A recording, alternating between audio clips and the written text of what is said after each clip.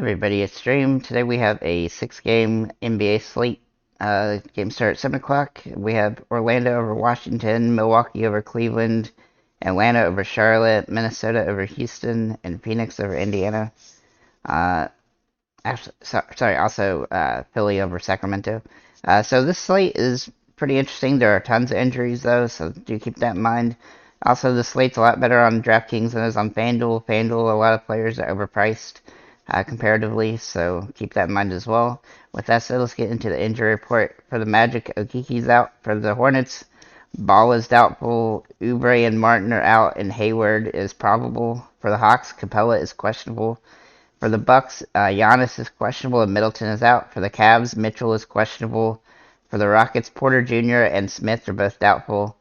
For the Timberwolves, Edwards, Gobert, and Rivers are questionable. Towns is out. For the Pacers, Halliburton is out. For the Suns, Chris Paul is questionable. Okiki is questionable. Booker is out. Cam Johnson's out. Cam Payne is out. And then Shamet is out. And then for the 76ers, Harden is questionable. If any of those questionable tags end up being out, then that's definitely going to change our strategy today. But let's get into the players we do like today. We're going to start with our guards here. We're going to start with Dennis Smith Jr.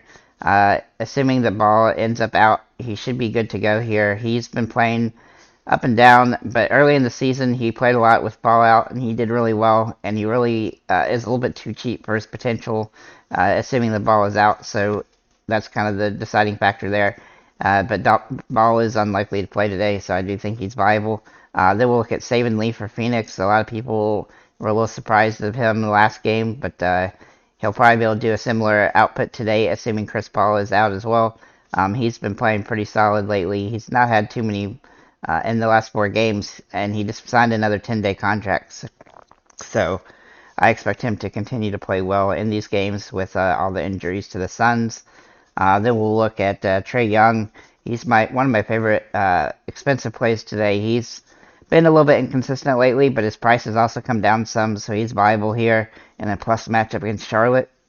Then we'll look at Terry Rozier, who will also get a nice boost with Ball out. His price is still pretty fair for what that looks like. He was pretty good early in the season as well. A little bit inconsistent, but he's in a good place, and he's been playing really well lately. So I expect him to have a really good game here against Atlanta. Then we'll look at our forwards and PJ Washington. Now, Washington is really streaky. He has a high ceiling, but a low floor. So do keep that in mind. He's a little bit annoying from that perspective, but he's had some really good games lately. But you just have to be aware that he does have a low floor sometimes. Then we'll look at KJ Martin for Houston. With Porter out, he should be starting as he has the last few games, and he's been playing really well. His price has come up some, but he's still viable on the slate. I really think he's a good play with the price point and the price range. Kyle Anderson has also been really good lately for Minnesota, assuming Gobert is out and everybody's out that's been out. Edwards is also kind of questionable, so that would even boost Kyle Anderson even more. So keep that in mind, but he's still at a good price point, even though it has come up some for how he's played the last few games, so I expect that to continue. Then we'll look at Keegan Murray for Sacramento. He's really kind of got back into consistency that he was at the early part of the season.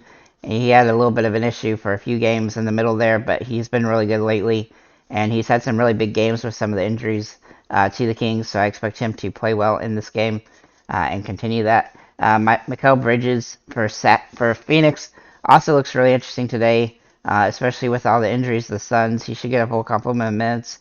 And Cam Johnson is also out again, so I expect him to be a top option on this particular slate.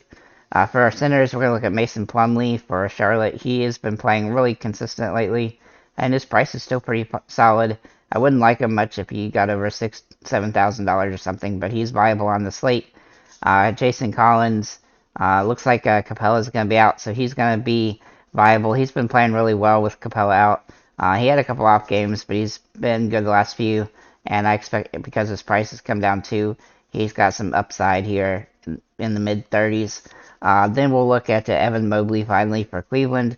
Now he's a little bit riskier with Milwaukee, so He's kind of determined based on if Mitchell is out and then if Giannis is out.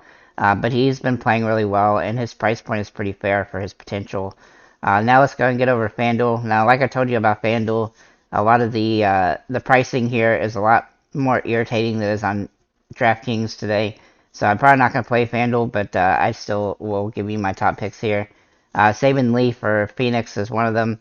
Assuming that Chris Paul is out and everybody's out for the Suns, he should be good to go here. He's played pretty good in the 4 games he's played so far this season, and he just got a new 10-day contract, so he should play over 28 minutes like he has the last 2 games, and he has some upside here, but his price is not as ideal here on FanDuel as it is on DraftKings.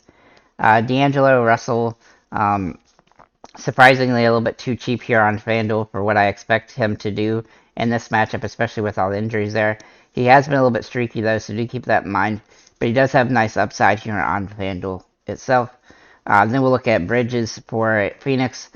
He's a little bit overpriced, but he's viable on here. He's had 3 straight games over 40 fantasy points, and 4 of the last 5 as well. So he is a little bit streaky. He's had some bad games this season, but he's going to get a full complement of minutes, especially with Cam Johnson and stuff out. So I really think he's a viable option. Then we'll look at KJ Martin. Oops. For the Houston. He's been really inconsistent, but he just due to his minutes being all over the place. But he's getting a more consistent role with all the injuries, and so I expect him to play over 30 minutes in this one and have some decent upside. His price is not super ideal here, but I still think he's viable. Then we'll look at Kyle Anderson. He's one of my favorite plays on the slate, assuming that the guys end up being out that are questionable or doubtful. He has really good upside, though his price has come up a lot here on FanDuel, so he's not quite as good as we really like him to be, but he's played really well regardless. John Collins, also very interesting today with Capella likely out.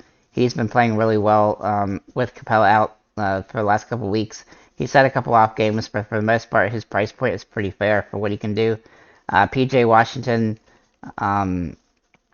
very interesting play. Just the problem with him is that he has a low low floor, but he does have a high ceiling. So sometimes you're gonna play him and you'll get 20 fantasy points, but other times you'll get up to 50. So do keep that in mind. That's just the kind of player. He's very streaky. Then we'll look at DeAndre Ayton for Phoenix. He's been playing pretty good with all the guys out. He's had a couple off games, but he's got a nice plus matchup here, and his price is a little bit cheaper than I expected it to be. Indiana's going to have difficulty with him, so especially if more guys are out. Mason Plumlee, also very interesting today. He's been really consistent lately. His price is high here on FanDuel, but he is viable. He has 45 fantasy point upside, and he's in a slate with there's not a lot of good options. He is viable here. So with that said, guys, thank you for liking, commenting, subscribing. If you have any comments or questions, feel free to leave them below, and have a nice day, guys.